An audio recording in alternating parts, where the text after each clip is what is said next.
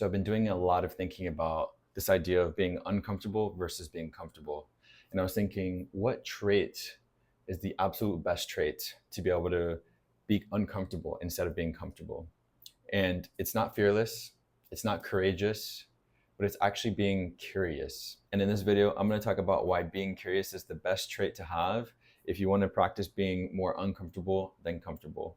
And I promise you that this will change your life. Let's get into it. So I'm currently reading this incredible book. I have it right here in front of me. It's called Atlas of the Heart. It was gifted to me by my best friend. It's by Brene Brown. And it maps human emotions, 87 emotions specifically, but also talks about traits and states and experiences. Curiosity is not an emotion, it is a trait or a state.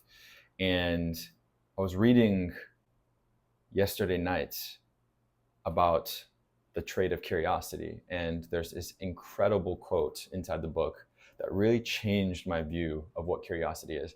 I've always loved curiosity. I consider myself to be a curious person, but this quote really opened my mind. So I'm going to read it really quickly and then we'll talk about it. Choosing to be curious is choosing to be vulnerable because it requires us to surrender to uncertainty.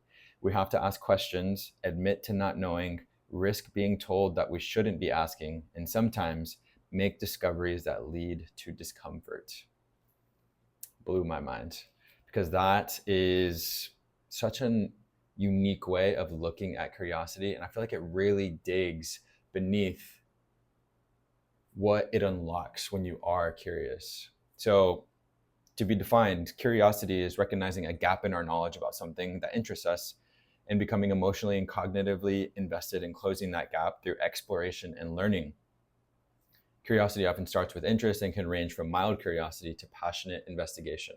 What I love about that definition is that it not only talks about the cognitive part, which I think is what we probably think of when we first think about curiosity, but she includes the emotional part too. So when I think about the emotional part, I think about conversations that are vulnerable or conversations that you're having with a close friend or a partner, family member. Curiosity is so important in those conversations because what you're really doing is trying to seek to understand rather than to be understood. And you do so by asking questions, by being curious. By being curious in those conversations, you can reveal some truths that are uncomfortable and you're admitting to an uncertainty. A lot of people don't like uncertainty. A lot of people do not like being uncomfortable. And so by being curious, you're admitting to accepting that uncertainty, saying that I'm ready for whatever is to come my way, and you remain open-minded to any truths that may be revealed. That's such a beautiful way of thinking about curiosity. And when it comes to choosing being uncomfortable versus being comfortable, what comes to my mind is that you can actually build a tolerance to being uncomfortable. So, personal example, I've lived on 4 different continents, and I've chosen to live a lifestyle where I throw myself into the unknown, or I throw myself into situations where I'm very uncomfortable. Moving to a country where I don't know a single soul, I don't speak the language, I don't know the land, completely foreign territory. And I've done that so many times now that I've built a tolerance for the uncertainty. So when I do move to a new country and everything's out of order and I'm unsure of what my life is going to look like, what my routines are going to look like, I can just sit in it. I don't have to reach for these strategies or for these things that pull me out of that uncertainty. I can just sit with it and enjoy it and grow from it. And I think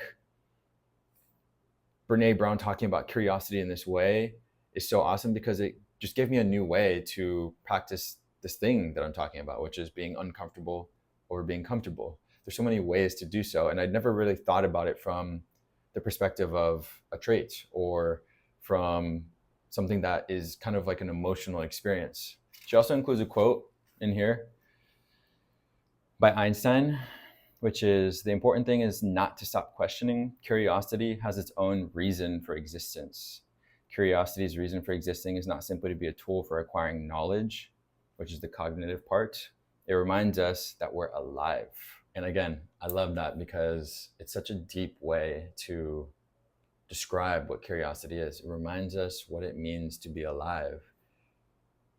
We are spiritual beings having a human experience, not the other way around. And so to remain curious means that we can accept that we're having this absolutely wild experience on this planet where we truly don't know what our origins are in this universe.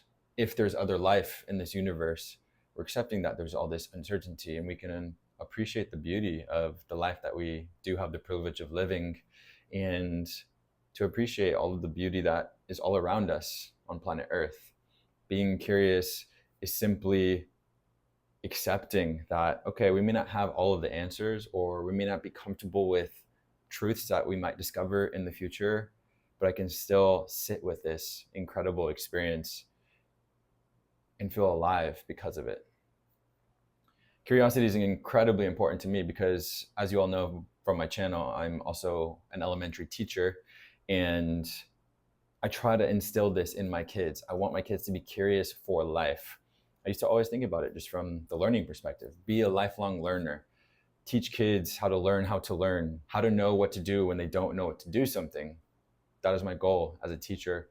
But in reading about this trait and this state of curiosity and understanding that it has a much deeper meaning surrounding vulnerability and uncertainty, I think I can take the experience that I try to deliver in the classroom for my kids to an even deeper level and show kids that it is okay to be vulnerable. It is okay to be uncertain. After all, that's part of the process and the experience of learning. And so I'm really happy and grateful that I came across this book, this definition, this perspective on curiosity. And I guess my final message for this video is to never stop being curious. Be comfortable with uncertainty. Choose the uncomfortable over comfortable. Choose the unknown, and you'll come out on the other side much better for it. If you resonate with any of this, please send it to a friend that might also resonate with it. Thank you for watching my video. As always, check out one of these other videos that helps you design a life of purpose, and stay tuned for next week's video. Thank you.